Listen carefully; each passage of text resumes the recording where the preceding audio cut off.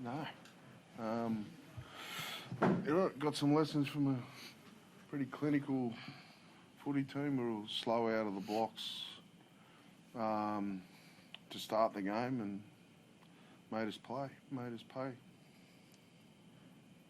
Adam, you've played Melbourne, Canberra, now Penrith, and the Warriors as well. Who do you think's the best team out of that lot? They're all got their house in order, pretty much. Well, that mob there, it's the most recent, so they had 50 sets. I've never seen that. 50 sets, and they completed 44 of them in those conditions, led by a pretty special player. So they find multiple ways to score points, whether it be kicking or whatever it is, whether it's through shape or... so they're right up there. They're coming home with a wet sail. Dane, just after full time, you got the boys in a huddle. What did you talk to them about? We couldn't get everyone. Obviously, a few boys were catching up with a few lads, but it was just around, I guess, that performance. Even though we've been beaten in the past, I don't think once this year we've been beaten like that. In the sense of the effort's always there, we're always turning up. But I just think, myself included, a few of us, it was just a struggle a bit tonight to get ourselves in the game or just get that connection.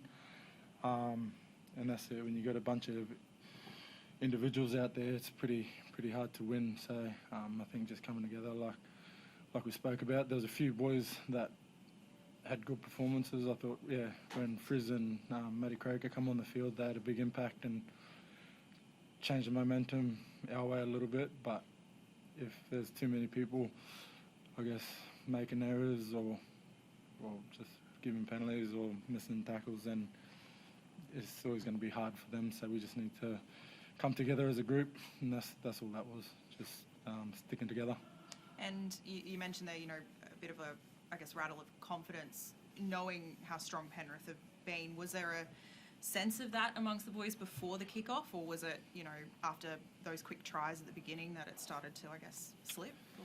No, I don't think, even after the first couple of tries, even when it got to 20-0, we were still pretty confident. Like I said, we've been in positions where we've got off to bad starts but found our way back into the game. But just tonight, we just couldn't find our way back into the game. And to their credit, like Adzi said, they had 50 sets and completed at 44, and they found their form at the right time. And we just weren't good enough tonight, and they're obviously a better side. And it was just, that just wasn't us. So we've still got a couple more games to go, and we'll go look at what we need to look at, but focus on next week.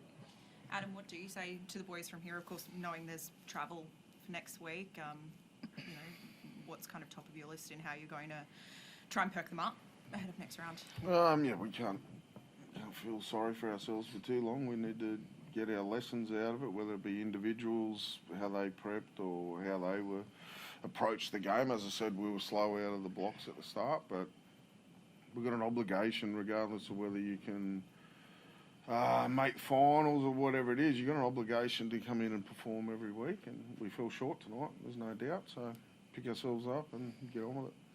There's obviously one more home game this season. What do you say to the fans who have, there was 20,000 of them out there for that pretty rough game? What do you say ahead of the last one in a couple of weeks? I was actually at half time with that scoreline, and then it really started to come down, and they just stayed. So, we owe them a lot. We owe them a big performance against the Broncos. We've got a game next week on the road, but for them to stand there.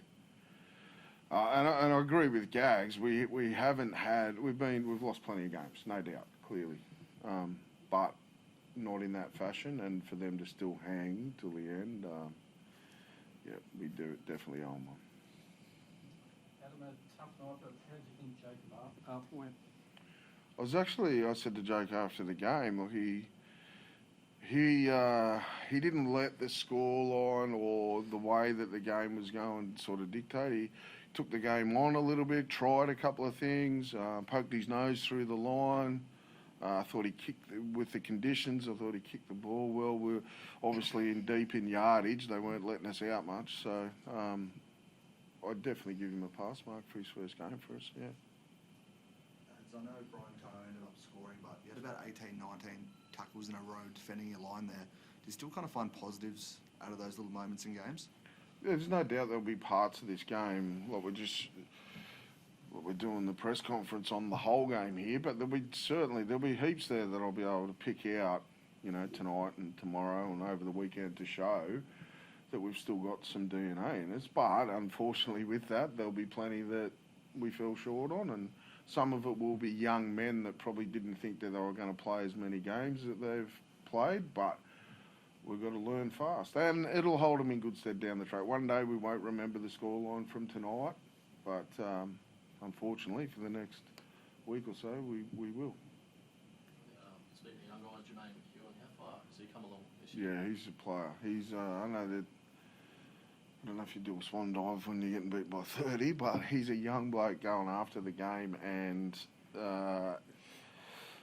yeah, with Maney, you'll have some, as all young men, you're going to have a couple of mistakes here and there, but you wait till he's got 50 games under his belt, he's going to be a hell of a player.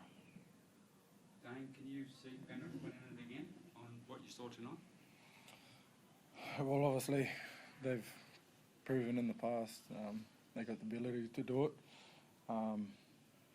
In saying that, there's a lot of teams that are playing some good footy, so they've definitely put their names back in that mix. So, yeah.